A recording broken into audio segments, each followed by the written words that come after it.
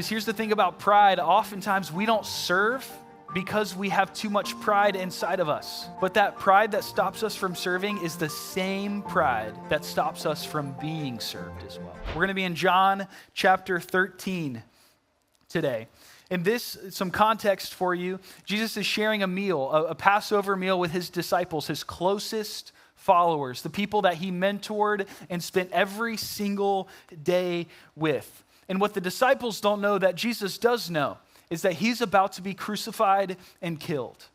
So to the disciples, this was an ordinary Passover meal that they had shared before, but this was no ordinary meal from Jesus' perspective. And the disciples would find that out soon enough. Verse 3, we're going to start in verse 3. It says, Jesus knew that the Father had put all things under his power and that he had come from God and was returning to God. So he got up from the meal, he took off his outer clothing and wrapped a towel around his waist. After that, he poured water into a basin and began to wash his disciples' feet, drying them with the towel that was wrapped around him. And there's so much here, so we're going to break it down a little piece by piece. The first two words right there, it says Jesus knew. That Jesus knew how much power that he had in his hands. He knew what he was capable of. He knew that the God that sent him and the God that he would return to was the creator of all things. That he had that kind of power in his hands. That the death that he was going to experience in a few days, he didn't have to experience it if he just wanted to snap his fingers and change it. That he had the power. And the next thing I want to point out to you is right at the beginning of verse 4, it says, so he got up.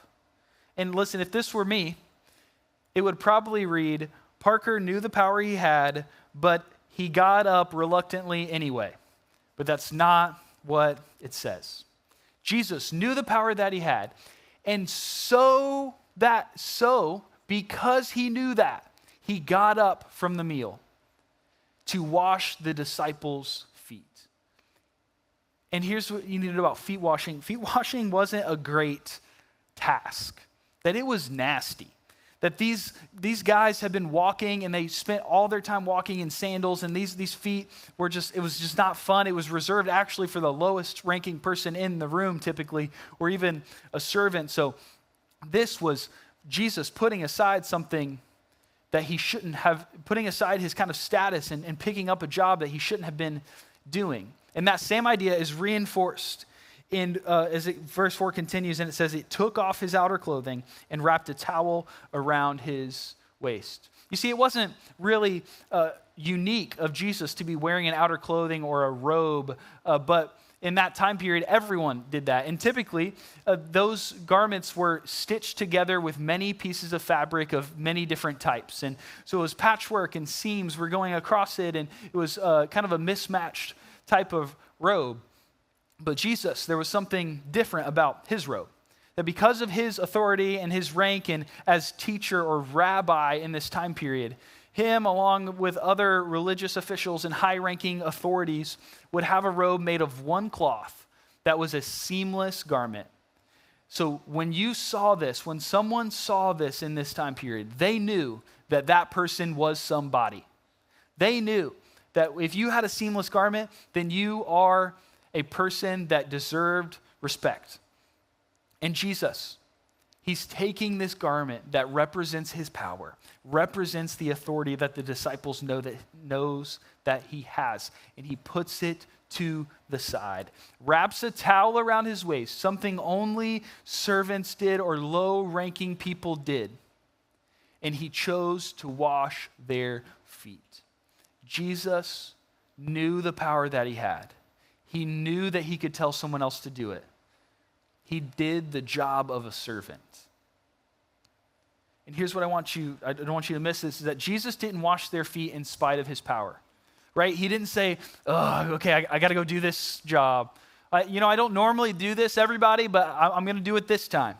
He didn't say, okay, I guess if no one else will do it, I'll just pick it up and do it. No. Jesus washed their feet in light of his power. He said, I get to do this. As the leader, it's my responsibility, it's my honor to wash your feet, to serve you. And as I was reading this and preparing, I couldn't help but think maybe how the disciples were feeling. Maybe a little uncomfortable. Maybe like, I don't know about this whole thing. Jesus washing my feet, like he's a pretty important guy. I just don't know about this whole thing. As we continue reading, we'll see just how uncomfortable Peter was with this. This is in verse 6, 7, and 8. That was for all the young people in the room. It's a little 6, 7 joke, you know. All right, verse 6, it says, he came to Simon Peter, who said to him, this is Peter saying, Lord, are you going to wash my feet? And Jesus replied, you do not realize now what I'm doing, but later you will understand. No, said Peter, you shall never wash my feet. Jesus answered, unless I wash you, you have no part with me. And Peter immediately refuses to let Jesus wash his feet, because really what's happening here is it's uncomfortable to be served by someone, right? We've all had those moments. It's Peter's uncomfortable in this moment because he's being served by someone. He's probably thinking, I can do this myself, or, what is the motive of this? I just don't get it. And we question those same things as well. And the thing here for Peter is that he had to step into this discomfort of this moment to experience the fullness of what was about to take place. He would have missed it if he didn't lean in here. And when I got to this point, I wanted to kind of think of an example to help us understand. And I thought of this story that didn't actually happen, but it very well could be. I work here at Beachside every day, and I spend a lot of times with our high school students at Inside Out on Sunday nights. And when we baptize a student at Inside Out, we shoot confetti and do the whole thing, which, as you know, leaves a giant mess in the room. Well, I'll typically go home on a Sunday night and come back on Monday and vacuum it. Now imagine, there's a mess in the space I'm responsible for. And my boss, Jonathan, our lead pastor, walks past my office and says, hey, Parker, just want you to know, I'm going to go vacuum the confetti and the mess that you left. Well, I would immediately be uncomfortable with that. I'd be like, no. I'd start making excuses. I'd say, no, John, that's my mess. Why don't you let me do the vacuuming and I'll take care of it. You just go back and do your thing, go read the Bible, or, whatever you do, and let me do this. And then I'd start worrying about what other people thought, right? If my teammates and my coworkers walked past and saw Jonathan vacuuming my mess, no. They would start thinking that I left it for him and he's doing it because I didn't, and I would get so worried about what other people thought. And then I might start questioning his motive, what if he's doing that just to stick it to me? What if he's doing that to show me that I should have done it a long time ago? What if he's doing this and the motive is wrong? And just like in that example, Peter was thinking all these same things. No, Jesus, this is a servant's job. This isn't the job of my rabbi, my teacher, definitely not the job of my Lord, my Messiah. And hey, Jesus, don't you think I should do this, not you? No, just give me the towel, give me the water, let me just take care of this. And just like in my example with the vacuuming, Peter was probably thinking, and his mind was racing with excuses of why he should do it and not Jesus. But there was something in the way of Peter being served by Jesus in this moment. And that was his pride. Peter's pride was getting in the way. He was not humble enough to accept the service that Jesus was offering him. And here's the thing. In that example I just told, I was too prideful to let Jonathan serve me.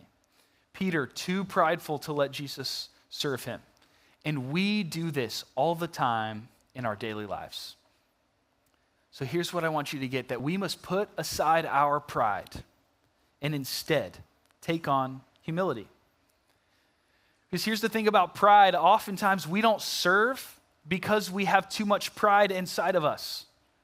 But that pride that stops us from serving is the same pride that stops us from being served as well. And I think sometimes in our culture, in our world, in our society, humility looks like weakness. But humility is not weakness. Remember Jesus taking off this garment, putting on a towel around his waist like a servant. He's putting aside his power, choosing humility. This is the God of the universe. He is responsible for creation. He has the power, so humility is not weakness.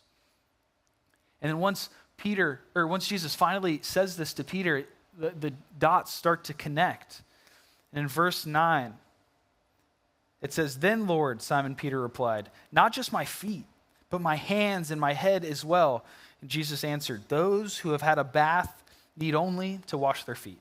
Their whole body is clean, and you are clean, though not every one of you." For he knew who was going to betray him, and that was why he said not everyone was clean.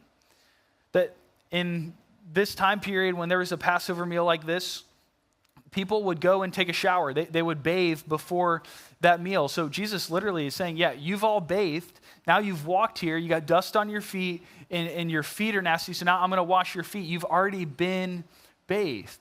And then he references Judas, the disciple that would betray Jesus, to hand him over to the Romans so that he would be crucified. Continuing, verse 12 says, "When he had finished washing their feet, he put on his clothes and returned to his place.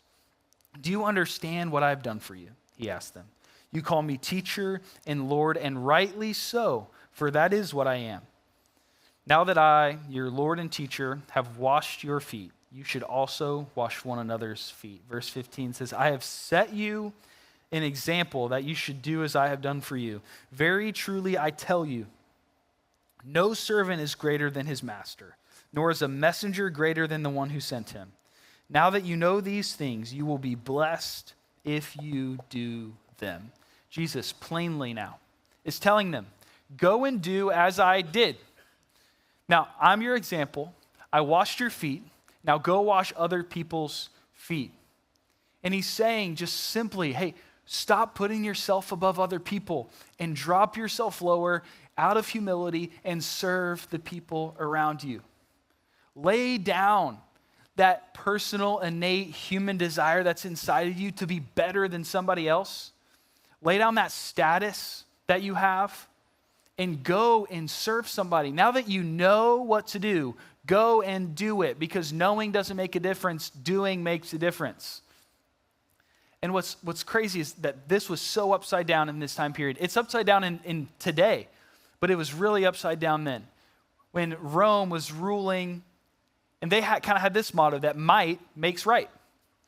That because I have the power, I'm going to determine what is right and just and what's good and bad. They thought, I have all of the authority. I can just assert my dominance over the weak and the lowly.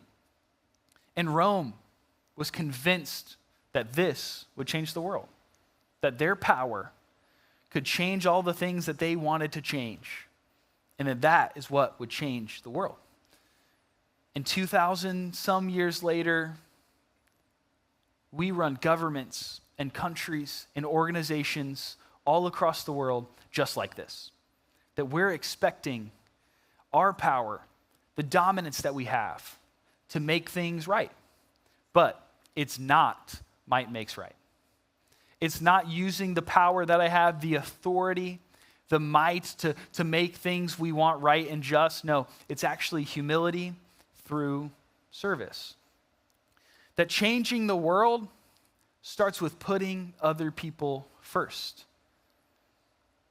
Earlier we talked about Jesus taking off that robe. That robe that represented his power and his authority and his status, that people knew when they saw him that he was somebody.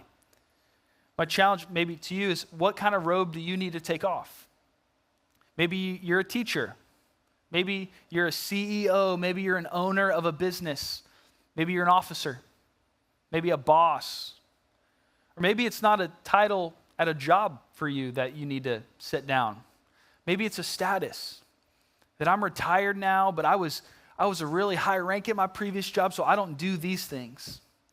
Or yeah, man, I worked real hard when I was younger, so now I don't have to do all of those things.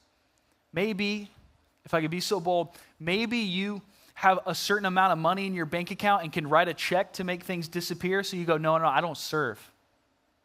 because I can pay somebody to do it. Maybe that's the robe you need to lay down.